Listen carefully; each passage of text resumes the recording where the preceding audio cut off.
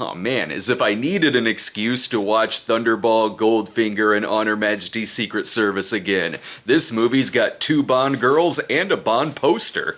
Last Night in Soho is from director Edgar Wright and has one hell of a great plot. Thomasin McKenzie stars as Ellie, a fashion student who moves to London, but you know, one thing leads to another, and when she goes to sleep at night, suddenly she's transported back to the mid-60s as an aspiring singer who gets caught up with a sinister nightclub and its owner Matt Smith. What's great about this is how much our lead completely romanticizes the 1960s, to where the first few nights this happens, her real life is turning into such a bummer that the past is like this dreamland that she's always envisioned.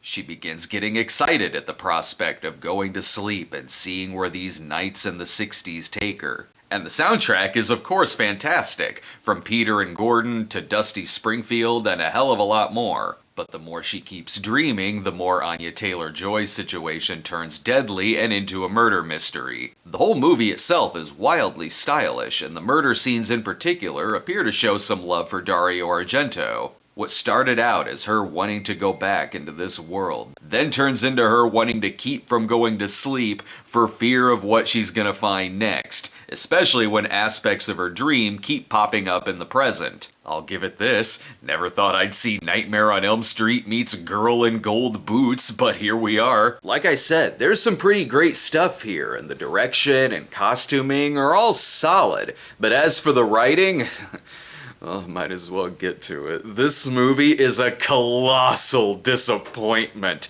It started out kinda great, but my expressions through this whole movie went something like this, like...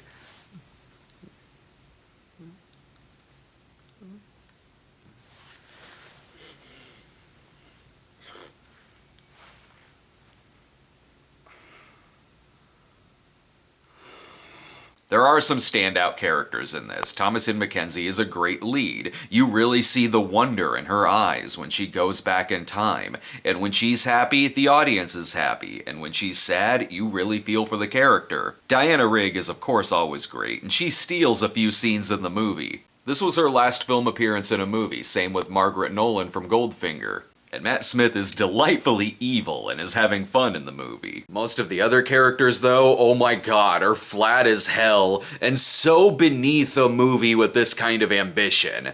You've got the mean college girls that seem like something out of a CW college show, using old jokes like, "Where are you from? I'm sorry? Oh, I heard what you said. I'm just sorry." The movie way overdoes the sleaze of many of the really minor characters. I get it, everyone's sleazy in the present, so she wants to go back to the past, but oh no, there's sleazy people there too. Except the way they're written is like an old Stranger Danger PSA. You'll have one dude who says something nasty, and then follows it up with a Then there's the love interest character who is supposed to be likable, but is so uninteresting and grinds the story to a halt whenever he shows up. It wouldn't take much of a rewrite to completely take this character out. You've got Terrence Stamp in the movie, and he's good, but what they do with this character later is not just dumb, but dumb in a way you'd find in a network television drama. As the movie goes on, more and more ghosts keep coming into the real world.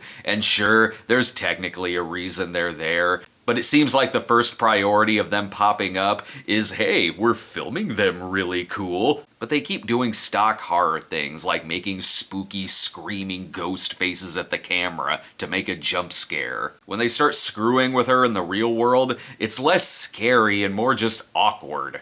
All of these plot points I'm sure work when you're looking at an outline for the film, but in this script, my god, do they drop the ball. They have a twist in the movie, and it's not that it's a bad twist in theory, but it makes some other things in the movie not make sense, and some of the decisions a character makes in the present are like, why? And the dialogue in the climax is just corny and ham-fisted. This is a movie that should have had an A rating served on a platter, but it just tumbled right down the stairs. But again, it's a great looking movie, it's got great ideas, the lead is likable, the soundtrack is on point, That's enough for me to bump the grade up to a C. But this is easily one of the biggest disappointments for me this year. I don't know, just have a triple feature of Frequency, Repulsion, and Beyond the Valley of the Dolls instead. I definitely want to know what all you think out there. Let me know in the comments and tell me where you rank this in Edgar Wright's filmography. Plus, subscribe to our channel and click the notification bell. See you next time.